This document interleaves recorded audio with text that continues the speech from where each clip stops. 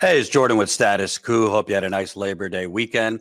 I typically don't like dissecting the polls and digging into the battleground states and the mathematical equations for Harris or Trump or anyone to get the 270 electoral votes. However, I'm seeing so many polls and political pundits and gas bags and blowhards on CNN and elsewhere telling you what the most important states are and how Harris is gaining momentum. And I believe they're kind of losing the forest from the trees. Or is it the trees from the forest? I never really know. I want to dig into what I think is probably going to be the most important state for Harris in terms of winning or losing, or Trump winning or losing.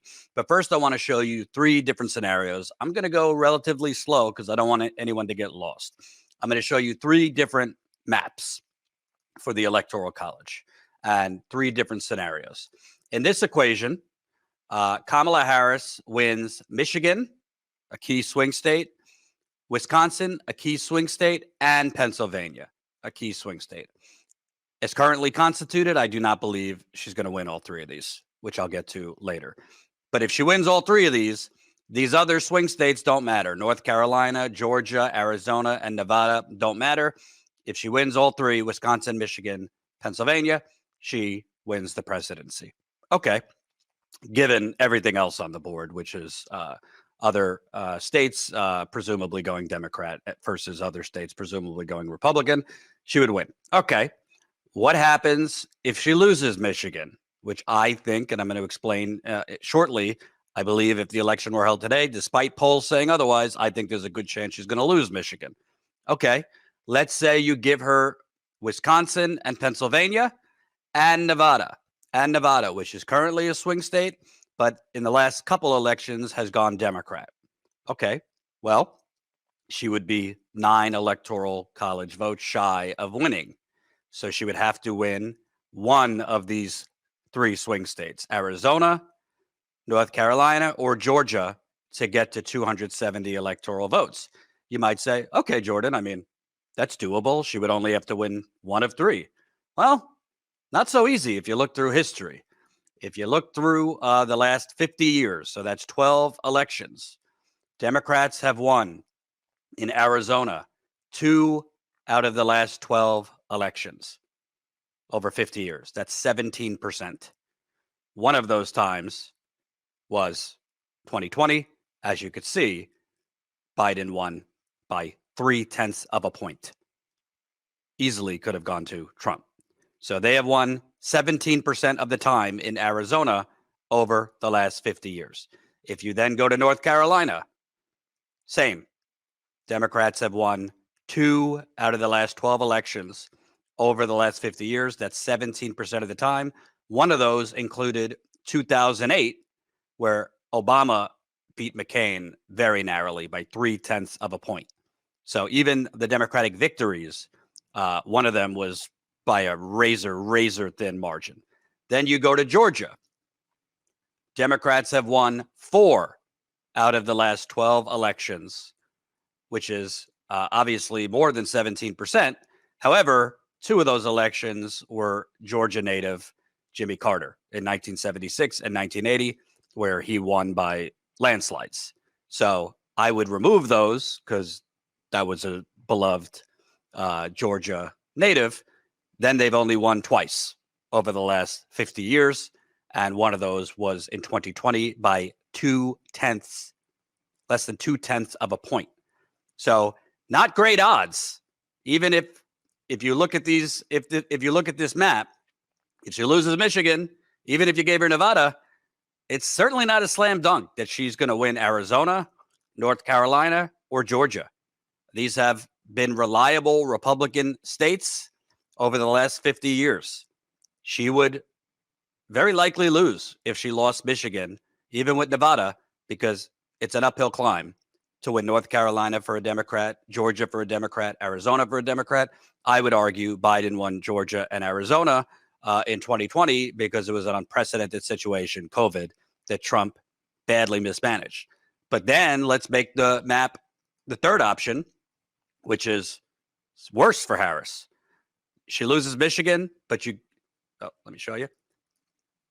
Third option, she loses Michigan and she loses Nevada. So you give her Wisconsin, you give her Pennsylvania, but she loses Michigan and she loses Nevada, which I believe there's a good chance she's going to lose Nevada. If you look at the facts in Nevada, Nevada was hit the hardest from COVID economically. The Vegas Strip was basically shut down and it has not recovered. It has a 5.1% unemployment rate for the state. That's the highest rate in the country right now. So if inflation and the economy is the number one issue, and the polls are very tight in Nevada, it has gone traditionally to the Democrats over the last 50 years, but COVID really, really hurt the economy. And I believe COVID and the high unemployment rate in Nevada could swing it back to Trump under the belief among voters that things were better under Trump. Whether that's true or not, whether Trump should be credited for that is irrelevant. Voters might say we want to go back. Numbers were better under Trump. So if she loses Michigan, Harris. If she loses Nevada, Harris. Then it's not enough. You can't just win one of these three. Even if she won Arizona, which I've already described, Democrats have only won Arizona 17% of the time over the last 50 years. Even if she won Arizona, that's not enough electoral votes to get to 270. She would have to win. If she lost Michigan and Nevada, she would have to win either North Carolina or Georgia. And as I've explained, Democrats have only won 2 out of the last 12 elections in North Carolina, and Democrats have won 4 out of the last 12 elections in Georgia.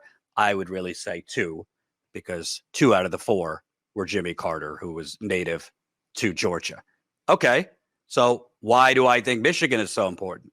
First, let's show you the polls in Michigan. There was a CNN poll that came out today that has her up 5 points. I do not believe that poll whatsoever. But here is the Real Clear Politics average of polls in Michigan that basically have it tied. Harris up 1%, which basically is a tie. We should note, traditionally in 2016 and 2020, there has been a trend of underpolling Trump for whatever reason, whether people aren't completely honest with pollsters because they don't want to be honest that they're voting for Trump, or whatever the issue is, finding the true number of Trump support. He has been underpolled. So if a poll in Michigan or anywhere else has it tied, I would say Trump's probably in the lead because there's been a polling issue, underrepresenting Trump's support. If it shows Harris up by 2 or 3, I would still call it tied because of that issue polling Trump. So why do I think Michigan right now, if the election were held today, would go to Trump, despite polls showing otherwise? Because the pollsters are not factoring in very, very relevant news in Michigan, and I don't know if they're even reaching these people. Here's a headline from August. General Motors lays off 1,000 employees in software and services division, 600 of those jobs. Michigan. 600 of those jobs were from GM's Global Tech Center in Warren. Warren, Michigan is a suburb of Detroit. If you're from Michigan or you know anything about Michigan, for Democrats to win in Michigan, they have to clean up.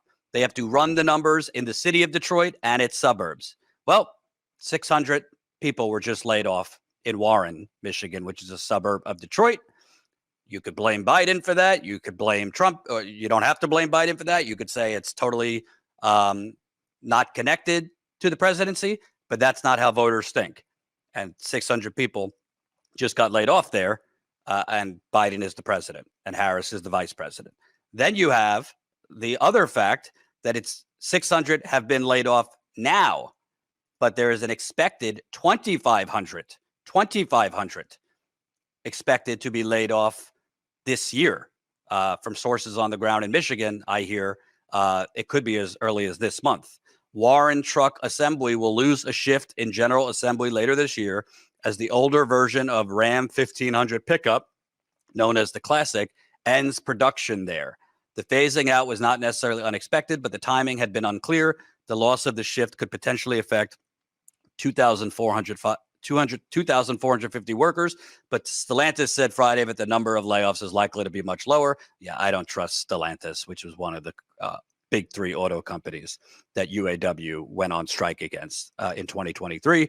That's in part because the UAW contract has provisions that could mean workers get shifted elsewhere. The UAW president, however, was highly critical of the plans. Bottom line, whether it's almost 2,500 or 2,000 or 1,500, whatever it is, it's a shit ton of workers that are going to be laid off in the Detroit area, coupled with 600 that were already laid off. So you could have over 3,000 auto workers, both blue collar and white collar, laid off before the election. How do you think they're going to feel? Do you think they're going to be rah-rah? They might go to Trump, blaming Democrats for the job losses. They might say, to hell with all of them, I'm not voting. If they say, to hell with all of them, I'm not voting, particularly in the Detroit area, that hurts Harris more than Trump, because in Michigan, which I know pretty well, I've been there over 20 times, not just in Flint. I've been to Detroit plenty, Dearborn, Kalamazoo. Democrats have to do very, very well in Detroit, in Flint, in majority black communities like Detroit, Flint, and the surrounding suburbs. Well, if potentially 3,000 people are losing their jobs in the surrounding suburbs, you do the math, that can't be good for the incumbents, which are Harris and Biden. It's not just the auto industry. Obviously, a lot has been made about RFK having no moral compass, being a kook, basically just selling out to the highest bidder, which was Trump. Apparently, Trump has offered him something to get him to drop out of the race and endorse Trump. Well, this is from December. In December, RFK was winning 20% of the vote in Michigan. Well, you might say, well, Jordan, I mean, that was in December and things are different and it's not Biden anymore, it's Harris. Okay, cut it down to 7 to 10%. Cut it down now that he's dropped out. Or just before he dropped out, he was losing enthusiasm, or some of those people went to Harris when she got in. Even if you cut it to 5 to 7%, 5 to 7%, I mean, he's endorsed Trump.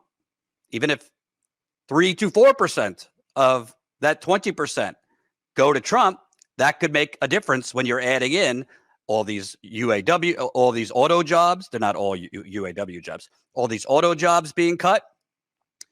Then you add in this RFK supporters in Michigan, and his support was relatively high in Michigan, potentially moving to Trump now that he has endorsed him, and RFK is suing to be removed from the ballot in states like Michigan.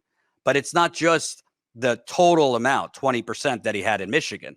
This is from Siena College, a poll of RFK in swing states, period. It is noteworthy that among voters under 45 in the 6 swing states, including Michigan, RFK polls at 32%, Biden at 30, Trump at 29. This was from, I believe, November of last year. So you could say, all right, Jordan, but that was November of last year. Now it's Harris, not Biden. Okay, but 32%, cut it in half now that it's Harris. If he was winning under 45 in states like Michigan by 32%, even if you want to move it down to 10%, because, he was losing steam or people moved to Harris, whatever, 10% under 45, I'm not saying they'll automatically go to Trump, but some of them are going to go to Trump because RFK has endorsed Trump, or some of them just won't vote. But the bottom line is, it's not good for Harris that RFK had such strong total support in Michigan, and particularly under 45, because Harris and Democrats need the under 45 vote. And then, of course, in Michigan, Arab Americans. I mean, I was just in Dearborn a few weeks ago, putting aside the moral depravity of what's going on, the genocide in Gaza. Dearborn is another suburb of Detroit. Detroit. It's very important for Harris. If you don't run up the numbers in Detroit and the suburbs, Democrats usually don't win Michigan. And about 54.5%, so that's 55% of the 109,000, almost 110,000 residents of Dearborn are of Middle Eastern or North African ancestry, most of them Arab. This is according to the 2020 census data. So, I mean, that could be even more. Well, I'm certainly not Arab, and I'm not going to speak for them, but I can tell you what a lot of them told me. They were not going to vote for Harris when I went to Dearborn. I spoke with a lot of people, And unless she changed the policy, unless she announced a policy change, they were not going to vote for Harris. One Arab American put it, her increased sympathy doesn't stop the killings. So I'm telling you, I believe Michigan, a lot of pundits are focused on Pennsylvania as the key swing state. It might be, but I think Michigan, if it's not Michigan, I think it's Pennsylvania and then Michigan. And right now, if you look at the electoral map, you tell me any other swing state between Wisconsin, Michigan, and Pennsylvania, where all of those compounding factors exist. Not the auto jobs that were laid off. Yes, there's auto jobs in Wisconsin and Pennsylvania, but not to the degree of Michigan. Michigan is the capital of the auto industry. You tell me where RFK had that kind of support. He did not have that kind of support in Pennsylvania or Wisconsin. He did in Michigan. You tell me where the highest populated city or community of Arab Americans is. It's not in Wisconsin or Pennsylvania. It's in Michigan. So of these three swing states, I think the storm clouds hang lowest and most severe in Michigan, despite what the current polls say. Like I said, Trump is notoriously underpolled. If she loses Michigan, which I think she's on target to lose, then she has to win one of these three states that sure don't seem obvious that she could win based on the last 50 years. I hope this didn't confuse you, but remember, if she loses Michigan, save this video.